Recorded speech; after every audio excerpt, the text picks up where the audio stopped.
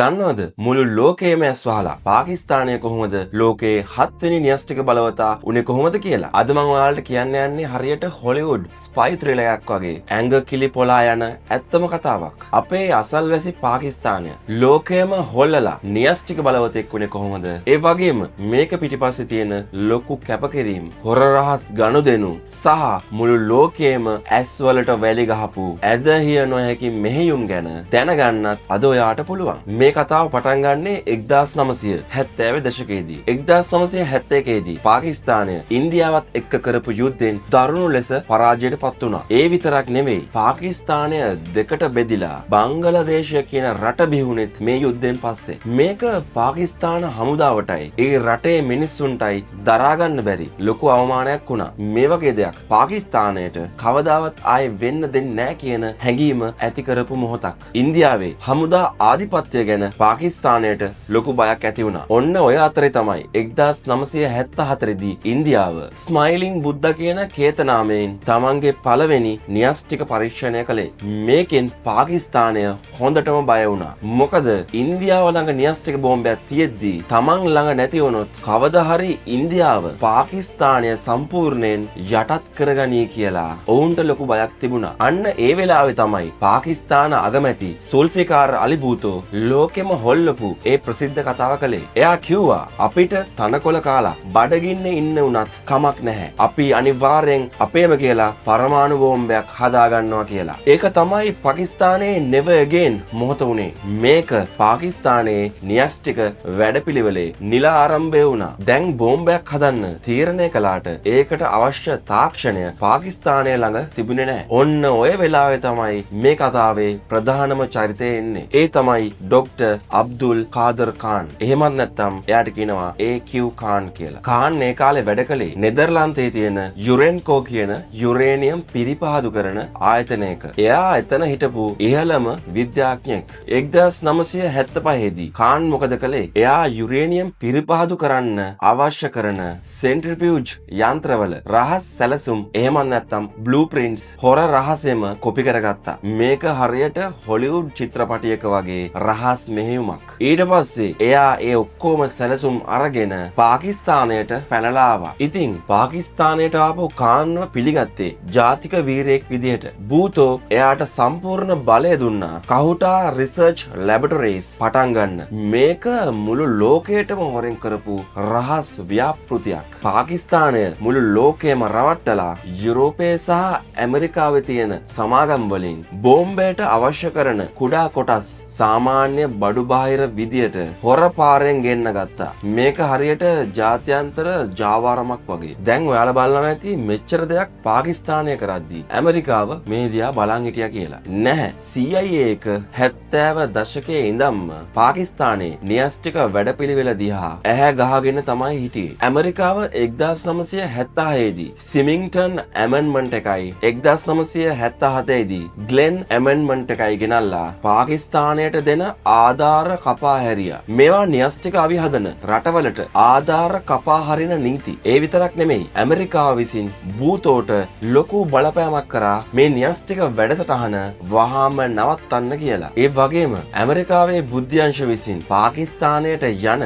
න්‍යෂ්ටික වැඩසටහනට අවශ්‍ය න්‍යෂ්ටික කොටස් තොග අත්අඩංගුවට ගන්නත් උත්සාහ කළා. සමහර ඇමරිකානු සමාගම් නොදැනුවත්වම සමහර ඒවා දැනුවත්වම පාකිස්තානයට මේ ද්විත්ව භාවිත උපකරණ එහෙම නැත්නම් dual use equipments ලබා දීලා තිබුණා. හැබැයි 1979 දී ලෝක දේශපාලනය උඩු යටිකුරු වුණා. සෝවියට් දේශය ඇෆ්ගනිස්තානය ආක්‍රමණය කළා. දැන් ඇමරිකාවට පාකිස්තානය නැතිවම බැරි වුණා සෝවියට් වරුන්ට විරුද්ධව සටන් කරන්න. රේගන් පාලන සමයේදී ඇමරිකාව දැනම පාකිස්තානයේ න්‍යෂ්ටික වැඩපිළිවෙල දිහා ඇස් වහගෙන හිටියා. ඔවුන් 1985 දී ප්‍රෙස්ලා ඇමෙන්ඩ්මන්ට් එක ගෙනාවත් හැම අවුරුද්දකම ඇමරිකානු ජනාධිපති බොරු සහතිකයක් දුන්නා පාකිස්තානය ළඟ න්‍යෂ්ටික බෝම්බයක් නැහැ කියලා. මේක මුළු ලෝකෙම දැනන් හිටපු ලොකුම බොරුවක්. ඇමරිකාවට ඕන උනේ සෝවියට් වරුන්ව පරාජය කරන්න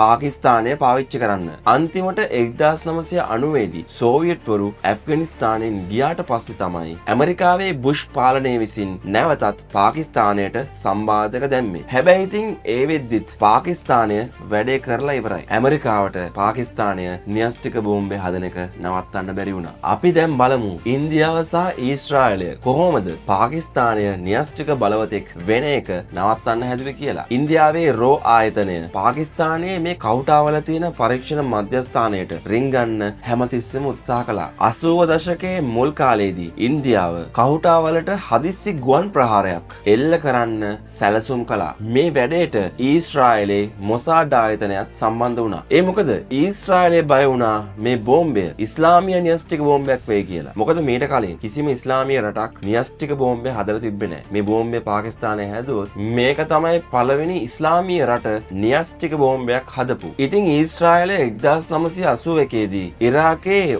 ඔසිරැක් න්‍යෂ්ටික බලාගාරයට පහර දුන්නා වගේම පාකිස්තානයටත් පහර දෙන්න සැලසුම් කළා. ඊශ්‍රායලයේ F-16 ප්‍රහාරක යානා ඉන්දියාවේ ජම්නගර් ගුවන් තොටුපළෙන් පිටත් වෙලා කහුටා විනාශ කරන්න සැලසුම් කරා. මේකට රටවල් කීපයකම ගුවන් සීමා හරහා යන්න සිද්ධ වුණා. හැබැයි පාකිස්තානයේ ISI එකට මේක කලින්ම ආරංචි වුණා. ඔවුන්ට මේ තොරතුරු ලැබුණේ ඉන්දියාවේම බුද්ධ්‍යංශ වලින් සහ වෙනත් රහස් මාර්ග වලින්. පාකිස්තානය වහාම ඊශ්‍රායලයට රහස් මාර්ග වලින් පණිවිඩ යවුවා. ඒ පණිවිඩවල තිබ්බේ ඔයාලා කහුටවලට ගැහුවොත් අපි ඊශ්‍රායලයේ ඩිමෝනා කාන්තාරයේ තියෙන න්‍යෂ්ටික මධ්‍යස්ථානයට අනිවාර්යෙන් පෙරලා පහර දෙනවා කියලා. ඉතින් මේ තර්ජනය නිසා ඊශ්‍රායලයයි ඉන්දියාවයි මේ ප්‍රහාරය අන්තිම මොහොතේ නතර කළා. මේක හරියට චෙස් ක්‍රීඩාවක් වගේ. මොසාඩ් ආයතනය විසින් මේ න්‍යෂ්ටික වැඩපිළිවෙලේ ඉන්න මහා මොලකරු AQ කාන්ව ඝාතනය කරන්නත් සැලසුම් කරා. ඔහුගේ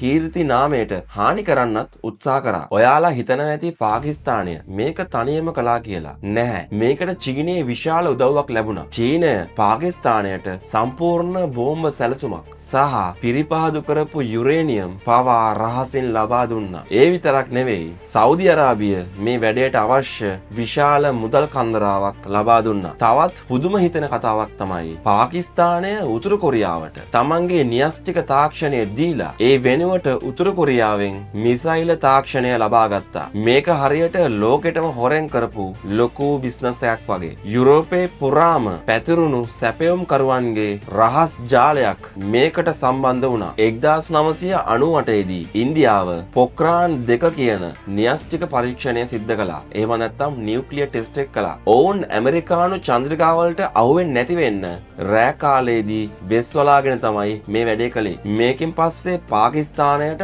තවදුරටත් නිහඬව ඉන්න බැරි වුණා. 1998 මැයි 28 වෙනිදා පාකිස්තානය චගායි කඳුකරේදී එක දිගට න්‍යෂ්ටික බෝම්බ 5ක් පුපුරවලා තමන්ගේ බලය මුළු ලෝකෙටම පෙන්නුවා. මේක ඔවුන් කලින් කරපු කෝල්ඩ් ටෙස්ට් එකක ප්‍රතිඵලයක්. ඔන්න ඔය මොහොතේදී පාකිස්තානය ලෝකයේම 7 වෙනි න්‍යෂ්ටික බලවතා වුණා. මුළු පාකිස්තානයම වේදී බැහැලා මේක සැමරුවා. ඒත් මේ පාකිස්තානයේ න්‍යෂ්ටික වැඩපිළිවෙල පටන් ගත්ත සුල්ෆිකාර් අලි භූතෝට මේ පාකිස්තානයේ ජයග්‍රහණය බලන්න වාසනාව හම්බුනේ නැහැ. මොකද 1979 දී ජෙනරාල් සියාඋල් හක් විසින් අලි භූතෝව එල්ලා මරපු නිසා. හැබැයි සියාඋල් හක් විසින් මේ ව්‍යාපෘතිය තවත් වේගවත් කළා. මේ පරීක්ෂණ වලින් පස්සේ මුළු ලෝකේ පුරාම පාකිස්තානයට සම්බාධක පැනෙව්වා. හැබැයි පාකිස්තානය ඒවා දරාගෙන ඉස්සරහටම ගියා. ඉතින් බෝම්බය හදන්න උදව් කරපු මහා මොලය AQ කාන් බෝම්බය හැදුවට පස්සේ මොකද කළේ? එයා ලෝකේ ලොකුම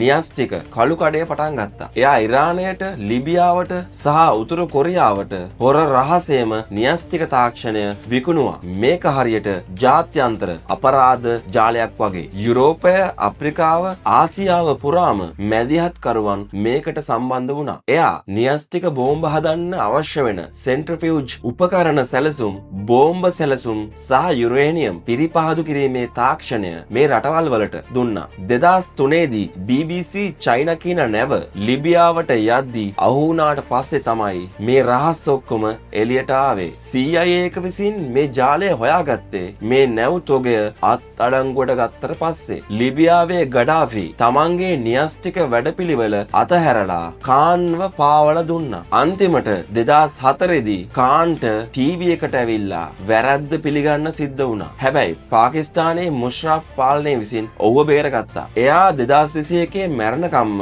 නිවාස අඩස්සියේ සිටියත් පාකිස්තානුවන්ට එයාව සදාකාලික වීරයෙක්. ඉතින් අද වෙනකොට ඉන්දියාවයි පාකිස්තානයයි දෙන්නම න්‍යෂ්ටික බලවතුන්. 1999 දී කාගිල් යුද්ධයේදී සහ 2001-2002 හමුදා ගැටුම් වලදී මේ රටවල් දෙක න්‍යෂ්ටික යුද්ධයකට ඉතාමත් ආසන්න වුණා. මේක හරියට කාල බෝම්බයක් උඩ ඉන්නවා වගේ. හැබැයි මේ බෝම්බ දෙකම නිසා තමයි අදටත් ලොකු යුද්ධයක් නොවි බේරිලා තියෙන්නේ. මොකද දෙන්නම දන්නවා එකෙක් ගැහුවොත් එහෙම මේ දෙන්නම විනාශ වෙනවා කියලා. මේක දකුණු ආසියාවේ භූදේශපාලනය සදාහටම වෙනස් කළා. ඉතින් මේක තමයි අපි තනකොළ කාලා හරි කමන්නේ පරමාණු බෝම්බය හදන්න ඕනි කියලා අදිස්ථාන කරගෙන ඒක හදපු පාකිස්තානයේ කතාව. ඉතින් මේ කතාව ගැන ඔයාලගේ අදහසුත් අනිවාර්යෙන් අපිත් එක්ක බෙදා ගන්න යටින් කමෙන්ට් එකක් දාන්න. ඒ වගේම මේ ඉන්ටරෙස්ටිං ස්ටෝරි එක අනිත් අයටත් දැනගන්න අනිවාර්යෙන්ම ෂෙයා කරන්න. ඒ වගේම මගේ පේජ් එකත් ෆලෝ කරන්න අමතක කරන්න එපා. එහෙනම් මේ වගේම තවත් ඉන්ටරෙස්ටිං ටොපික් එකක් අරගෙන මම එන්න. හැමෝටම